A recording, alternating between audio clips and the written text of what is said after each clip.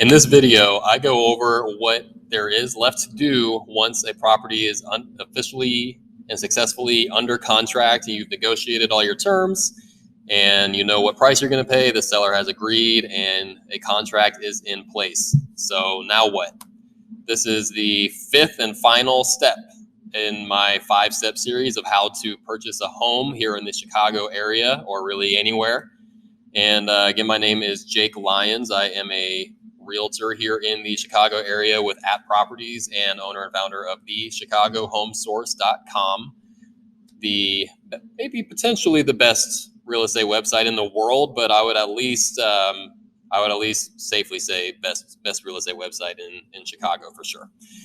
So in the last 4 videos, I was just going over the 5 steps to purchasing a house, like I said, or purchasing a property. So number 1 was getting a pre-approval from a reputable lender. Number 2 was aligning yourself with a trusted and knowledgeable and experienced real estate agent. The number 3 step was actually going out and looking for your property, whether condo, house, multifamily, apartment, whatever it is you're looking for. Now you get to go out and actually look for it. Number 4 was, now that once you've found that step, now you are submitting offers, you're in the negotiating phase. And now we're at number 5, which is we're assuming that number 4 was a success. And so now what? There's a contract in place. What do you have to do now? So the first thing that you're going to do once the contract is established is actually submit your earnest money. If you remember from the the 4th video, the most previous video, is you very likely put up you agreed to submit some amount of earnest money, some good faith payment to the seller to put in escrow that counts towards the purchase price of the home, and that is usually due within 24 hours, unless you go under contract on a Friday, then it can go be submitted on Monday. But so usually that's sometimes it can be a personal check. Sometimes they don't like that. Sometimes it has to be like a money order or a cashier's check. Sometimes nowadays it's becoming more common to wire it.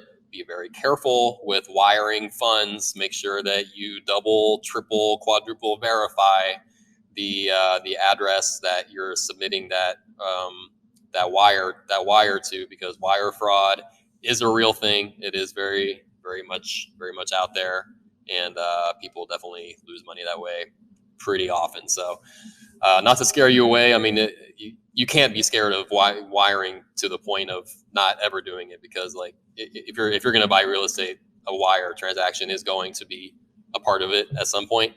But just make sure that you're following the playbook on protecting yourself.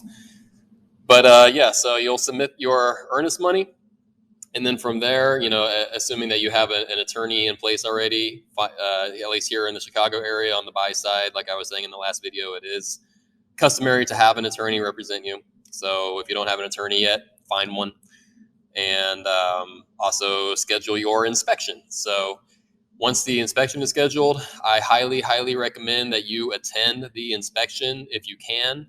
If you're out of town or something along those lines, do whatever you can, leverage technology. I pretty commonly, if somebody's out of town, will do like a FaceTime call with them, or Zoom, or whatever tech makes sense to everyone.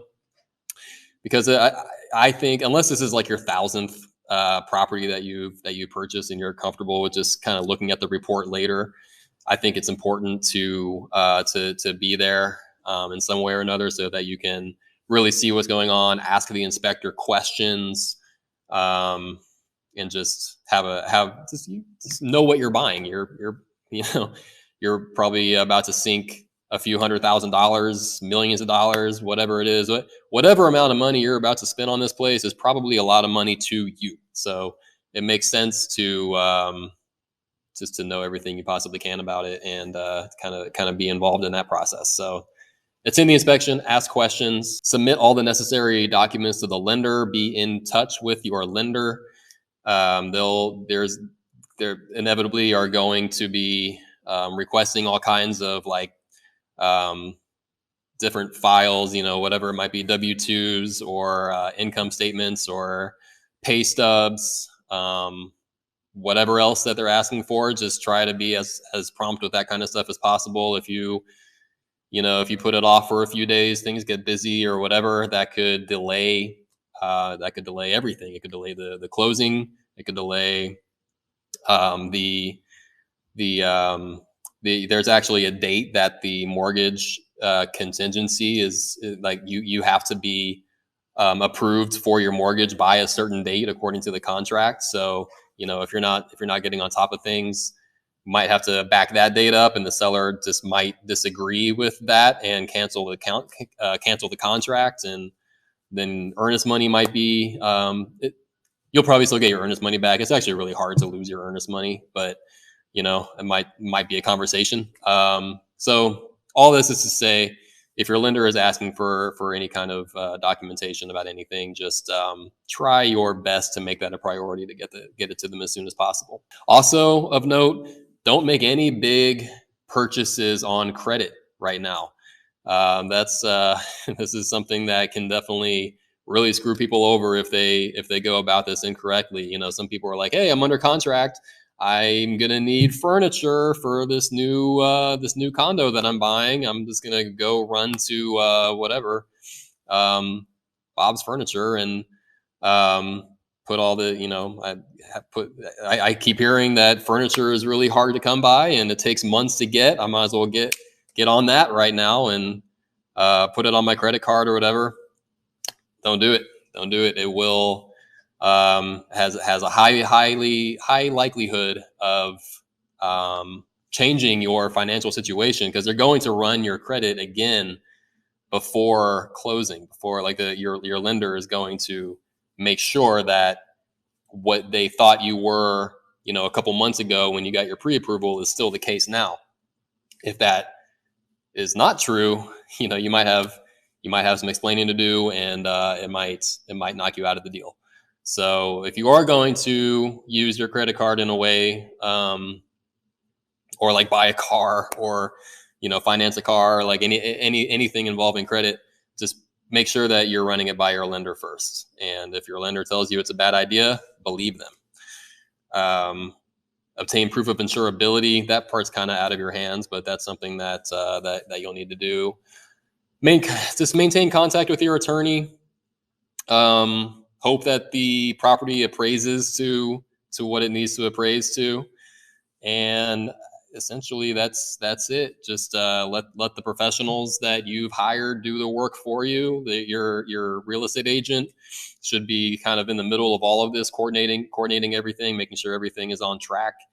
If your attorney isn't, if your lender isn't, everybody should be on the same page and trying to do the best job that they can for you in the roles that they have. But that's not necessarily always the case. So somebody should be the main one, kind of in like the hub of all of this whole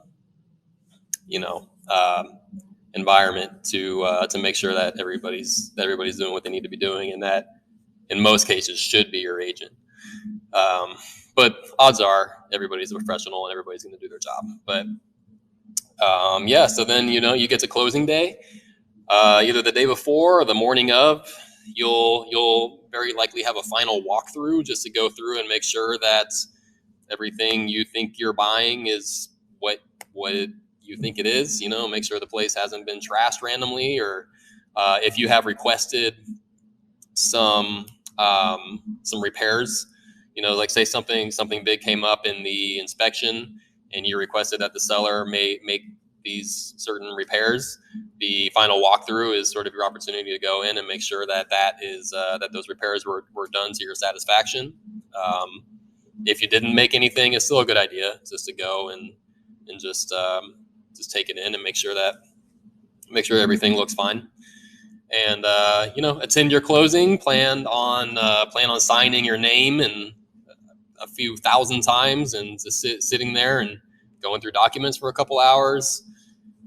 Your funds will go through either from the bank or from your your bank, your bank accounts, or whoever the lender is who's lending, giving you this loan. The title transfer will happen. You'll get your keys and you will move in. And congratulations, you now own a slice of Chicago. Or if you're watching this from somewhere else, most of this stuff will apply. And congratulations, you own a slice of wherever it is you live. So that's it. That's it in a nutshell. If you got some value out of these videos, please like, comment, subscribe, hit the bell, do the thing that indicates that you liked this and want some more of it. Again, my name is Jake Lyons, realtor here in Chicago with At Properties, thechicagohomesource.com. Go there and get your real estate journey started there. I highly recommend it. And yeah, that's all I have for now. And I will see you next time. Thanks.